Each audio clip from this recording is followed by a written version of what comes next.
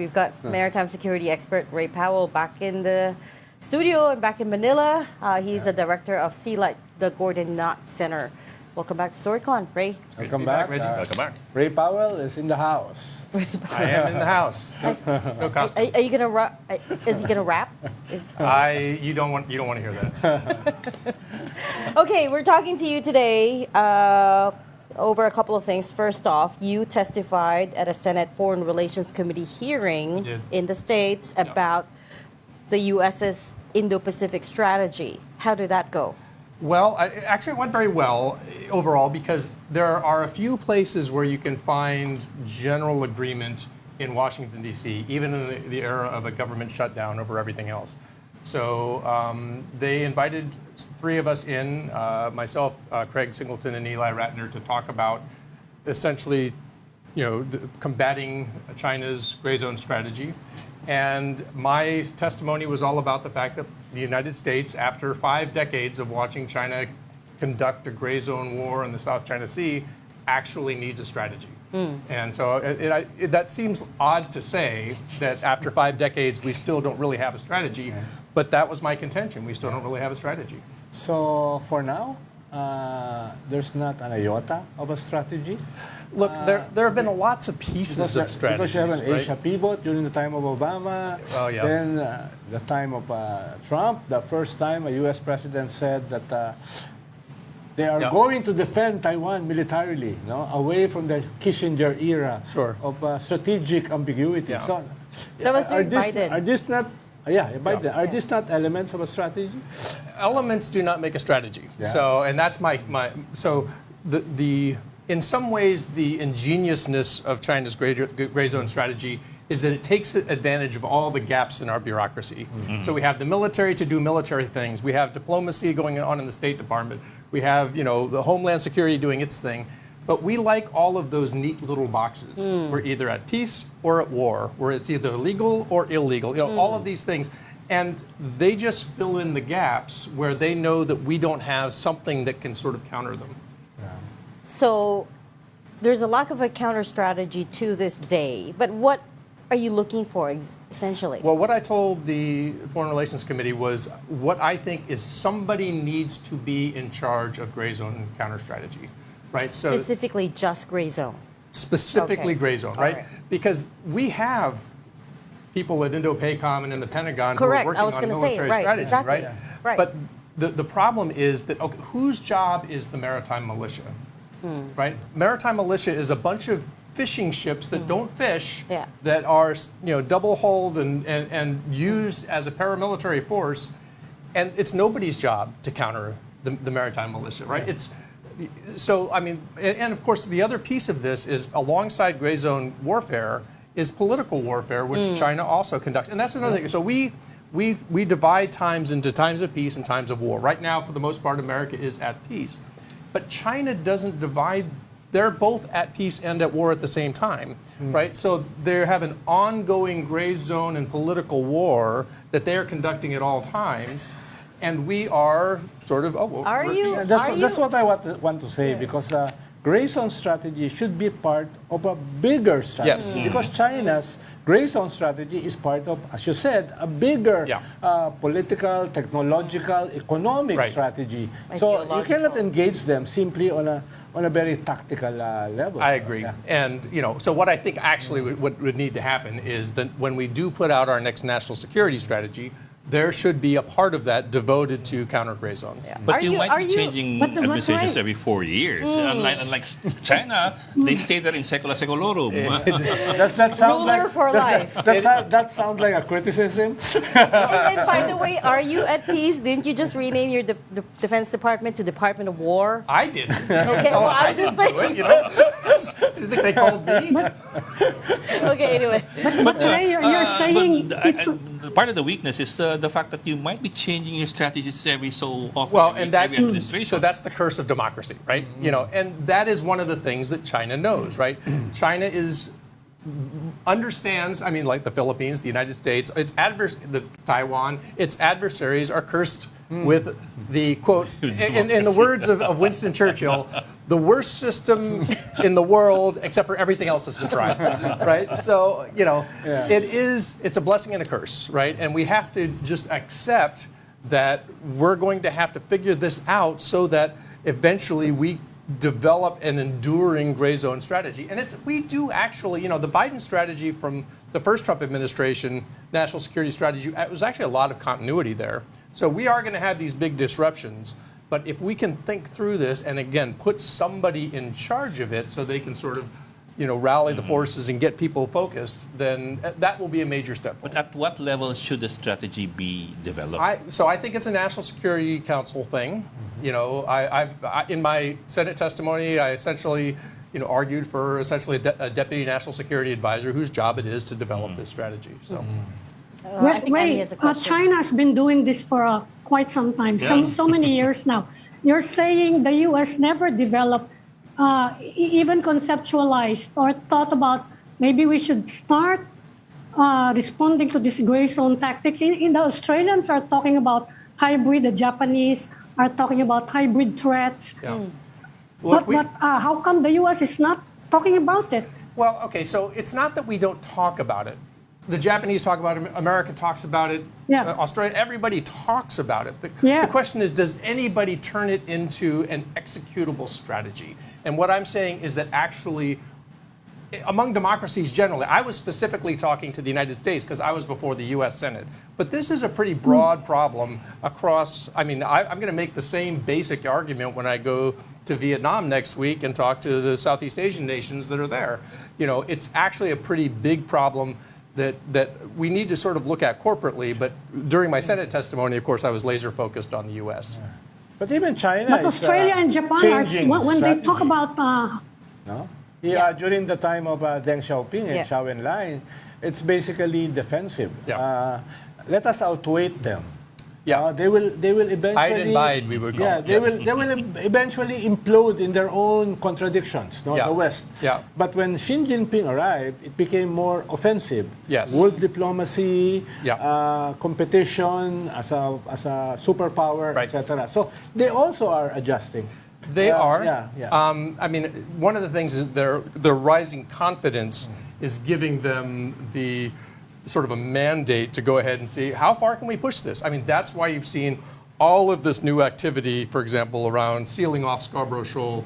These kinds of things you see. This is not something that would have happened a few years ago, but now it's happening because they're beginning to feel confident enough, and they also are feeling like, you know what, we haven't really paid any big price for anything that we've done so far.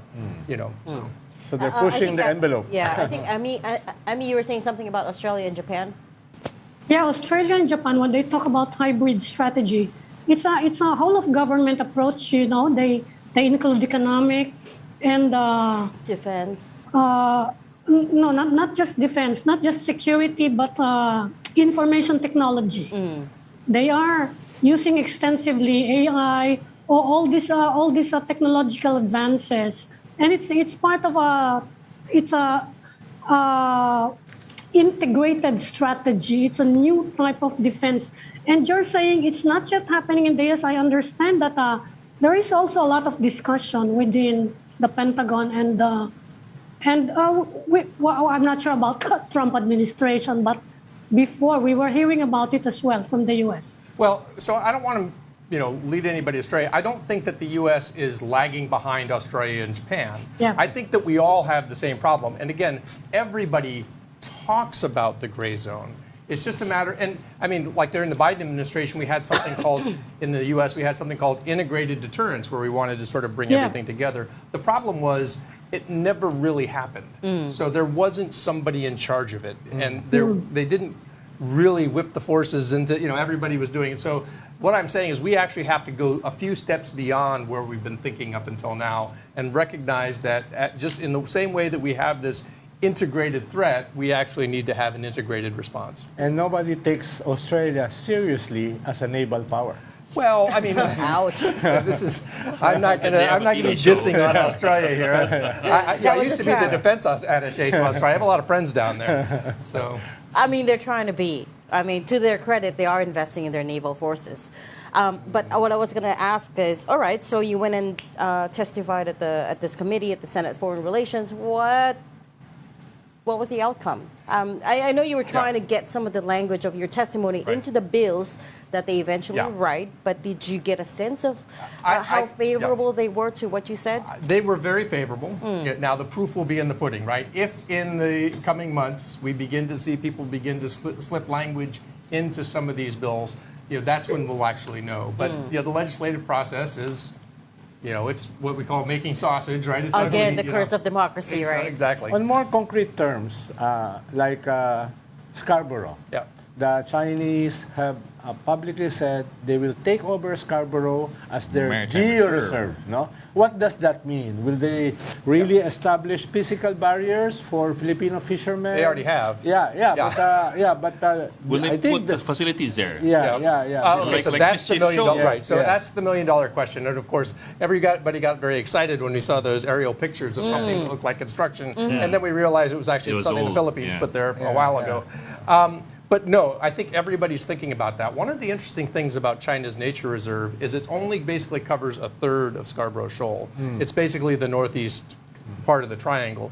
So they've kind of left it open as to whether or not the rest of it is something they could build on in the future. And I think at the very least, they're going to hold that out as a sort of an enduring threat. Like, if you make us really mad, maybe we'll put something here, And there's a long history of this, right? So, for example, when China built its artificial islands, Mischief Reef, Fiery Cross Reef, Subi Reef, those kinds of things, Xi Jinping went to the White House, he stood in the Rose Garden right next to Barack Obama and said, we have no intention of militarizing these features, right? But within a year, they were militarizing them. Yes. Because why? Because they said, well, America's scary freedom of navigation operations made us do it. We couldn't help it. We have to defend ourselves because these American ships go by. Well, America's been doing freedom of navigation operations around the globe for 40 years, but this was an excuse to do what they planned to do all along, which is to militarize the features.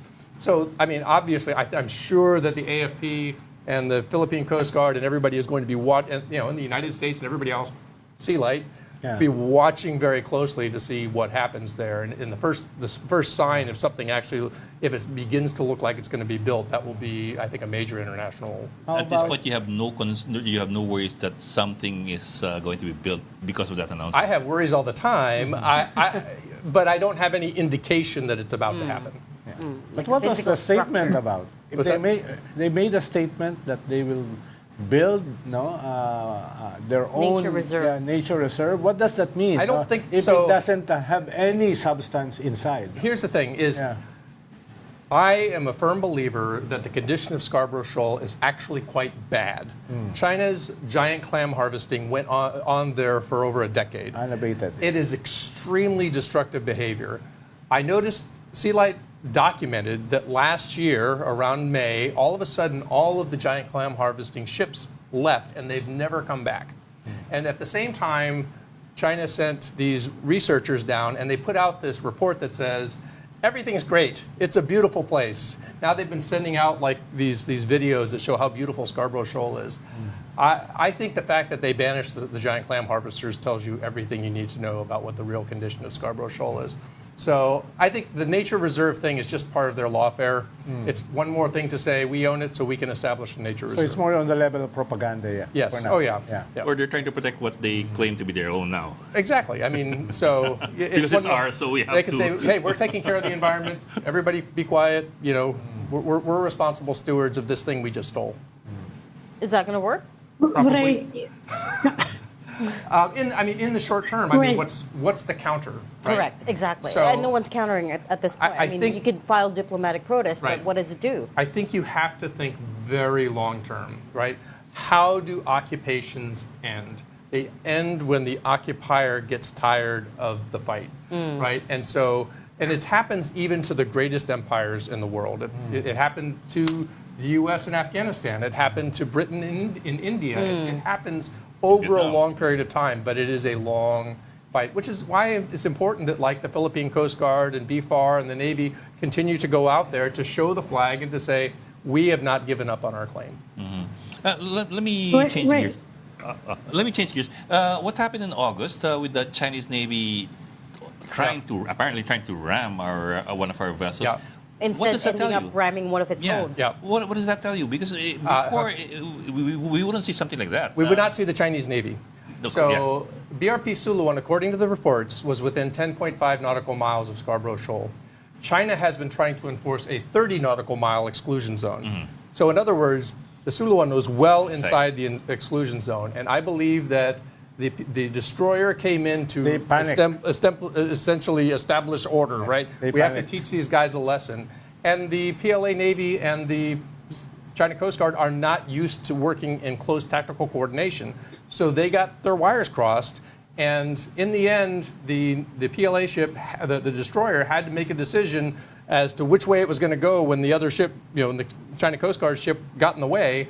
And fortunately, for all of us, and especially for the people on the there were people there documenting they did not veer 2 degrees to the starboard and essentially send the Suluan to the bottom of the sea, because that could easily have happened. Because they're chasing the Angge, the Sulu, and it was small and fast. So they hit each other while chasing our Coast Guard vessel. And our Coast Guard vessel was able to leave quickly. Yeah. Because there are other Chinese vessels there. They will chase it with a vengeance. Yeah. That's why the Angge, the Sulu, has never returned. And the funny thing about it was they flipped it around. They knew they're going to have their revenge. Yeah, the funny thing about it was they flipped it around and said the Philippines needs to compensate the Chinese Navy for the damage. The funny thing was, for 4 days, they didn't know how to talk about it, because they couldn't admit that there was a collision between their own ships. They made a mistake. They had no idea how to, but they kept saying that the Philippines was responsible for the damage for the incident they couldn't name. Yeah. And so finally, it took them 4 days to come up with to say, okay, actually, we did hit each other. But of course, it's all the Philippines' fault. Because they had several layers of exclusion zone. The 30 kilometer mile, the 20, and the 10. We were able to reach the 10. That's why it became very intense. Well, and that's why I put out my statement this morning, defending the Philippine Coast Guard against some of these attacks. And again, I am very reticent to get into Philippine domestic politics. I don't belong there. It is not my intention to argue with anybody in the political sphere. But I believe with all sincerity that there is no braver Coast Guard in the world than the Philippine Coast Guard. Demonstrably so. There is no other Coast Guard that faces overwhelming odds with the devotion, with the resilience, with the professionalism, with the courage the Philippine Coast Guard does. And the fact that they have been singled out for this kind of attack, frankly, I mean, just offends me. And I just, I can't believe somebody would think that that Well, you haven't met anybody who talks with cats that way. You mean by that you mean to abolish the Coast Guard, just for the benefit of our viewers who don't know. Ray, go ahead. The Coast Guard needs a lot. Our Coast Guard needs a lot of help. And if the U.S. does not have an integrated strategy to deal with gray zone tactics, how does that impact our mutual defense treaty? People are asking, Filipinos are asking, how will the U.S. help us in problems like this? Like in the declaration of the nature reserve. Of course, we will be sending our troops, well, not troops, but we will be sending our fishermen there. Yeah. And Ronald is helping in mobilizing people to go there. And but what will the U.S. do? That's what the people want. So I don't know what the U.S. will do. I'm not in those circles. And of course, I've made my arguments. I did note that actually just before we went on air today, there was an announcement between Secretary Hegseth and Secretary Teodoro in Kuala Lumpur of some new thing called Task Force Philippines. I don't know what it is. They seem very happy about it. Hopefully it's something new that's going to help integrate, at least on the military side, the responses to a lot of these aggressions. But again, we're just going to have to wait for the details. Maybe that's what you've been asking for all along, gray zone strategy. I don't know. I mean, but again, I would like to see it at a higher level. I would like to see it at the National Security Council level. But I'll take what I can get. How about another if U.S. vessels, if U.S. vessels escort the Philippines? Hold on. Let's go with Ami first. Go, Ami. Yeah, if U.S. vessels escort Philippine vessels, will that be seen as provocative Well, by China? of course, because everything is seen as provocative by China. So, but again, the question is, escort Philippine vessels where, right? So, where are they going to escort Philippine vessels to? This is part of what was envisioned by these maritime cooperative activities or the joint patrols. Yeah. And the Philippines, of course, has been working very hard to expand the number of countries involved in those. But I think eventually you have to ask the questions, where do you want the escorts to go to? There was a long discussion, of course, back before last June about should there be escort for the Philippine vessels out to, Ayungin Shoal.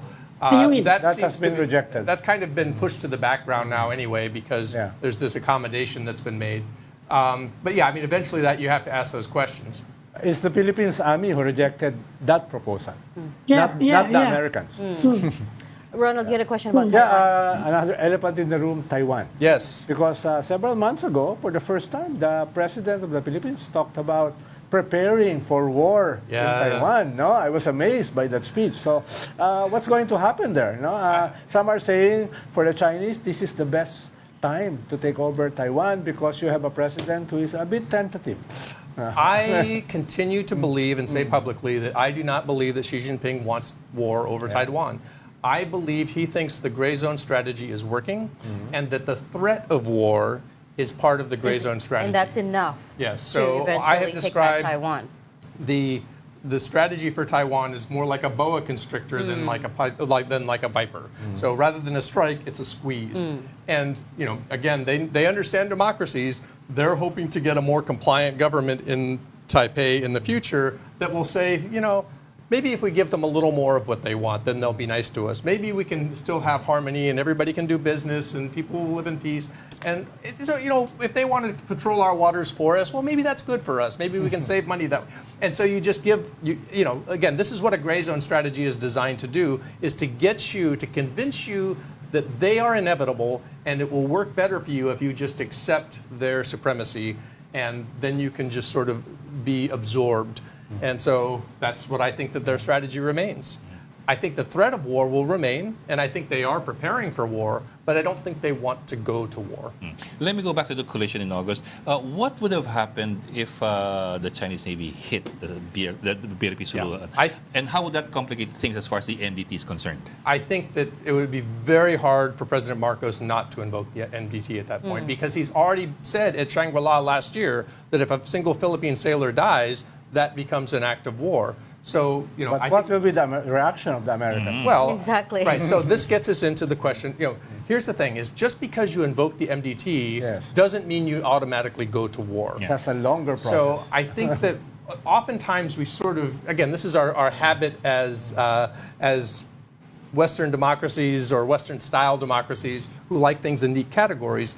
We think that the MDT is like this on-off switch, war, peace, war, So now we flipped it to war. But what would actually just happen is that the U.S. and the Philippines would then get together and think, okay, what do we do about this? And I think that it would have ended up as a severe diplomatic crisis, but I don't know that it would necessarily have driven us to war. But, certainly that's always a threat. It's always a concern. But the million-dollar question remains, would the U.S. show up? And under Trump 2.0, it's a big question mark. This is actually, was discussion during my 60 Minutes interview last year. The entire U.S. alliance system is built ultimately on a political decision, right? Because there's no judge who's going to show up and rap the gavel and say, U.S., you're in violation of your MDT, therefore you have to, go stand in the corner. In the end, what it does, though, is it calls into question every other alliance commitment that the U.S. makes if we are seen to have not responded well. Look at Scarborough Shoal in 2012. It created a great deal of concern and resentment in the Philippines when the U.S. was not clear about our alliance commitments after 2012. And then we went and said something very, about Japan and the Senkakus that sounded like, hey, what about us? So, those are political choices, and there's nobody who can guarantee that somebody's going to make the right choice. What is the U.S. government now concerned about those things? How we feel and how we react. For example, Europe. Are they concerned with that and other countries? Because compared to previous American governments, it appears that this government is less sensitive, interested, about less caring about. I mean, so again, I think your mileage may vary, right? So if you watch Secretary Hesketh, excuse me, I can never pronounce his name, standing next to Secretary Teodoro, he sounded very resolute. You know, when Secretary Rubio, who's sometimes also the National Security Advisor and sometimes the National Archivist, he's got like 7 jobs. When he speaks in very resolute terms. I mean, the fact that you don't get the President of the United States out there talking about the Philippines, I mean, obviously, I wish he would. But then sometimes I hear him talk, and I'm not sure I want him to talk about the Philippines because he's a little bit, he's a little bit all over the place, right? But I mean, I think that there is within the Trump administration a reservoir of deep commitment to the Philippines, and so I take some comfort from that. How will the latest meeting between Xi and Trump affect that? How do you assess the latest engagement between Trump and Xi? And remember as well when President Marcos went to visit President Trump in the White House in June, during the press conference, Trump was asked about what he thought of China, and he said, "I have no problems with China. Go on. Right? I could have, we could be friends with them." I will tell you. So it's not a matter of black and white. It's not a matter of choosing this side or that side. But the fact is, to Ronald's question, right, about whether or not. Yeah. I was recently at Stanford, and we had some young ASEAN leaders were there, and I was talking to them, and they asked me similar questions. What do we do about President Trump, right? And what I said was, don't ride the roller coaster, right? Because he is in some ways, he's the most transparent president we've ever had. He says whatever's on his mind at any moment. So we tend to, we're just trained to look for some great meaning in everything the president says, because every other president, what they say is like everything that's already been poll tested and gone through the staff, and they said these are the best things to say, and President Trump just says whatever he thinks. He's at unfiltered. Any moment in time. Yeah. Exactly, and so you just can't ride the roller coaster. You just have to say, look. When I was in Australia, sometimes the Aussies would come to me and what did he mean when he said this? And I would say, wait 48 hours. If nothing else happens, it's like a ship that passed in the night. It doesn't mean anything. He's just talking. Watching you, Ray, that sounds like a mouthful. An interesting way of looking at it. He's the most transparent president you've ever had. That is an interesting way to look at it. And you do make a good point. So coming back to the Coast Guard, again, to reiterate, that's a very important point you made. You think the Philippine Coast Guard is the bravest Coast Guard in the world. But, and we talk about how good they are at maneuvering and running away from the Chinese vessels, but they are still also operating old, rusting boats. Yes. What do they need at this point? Well, I mean, so they are getting newer vessels, right? They're getting some from Japan and some from France, and so they are getting other vessels. How about from the U.S.? I would say they're operating.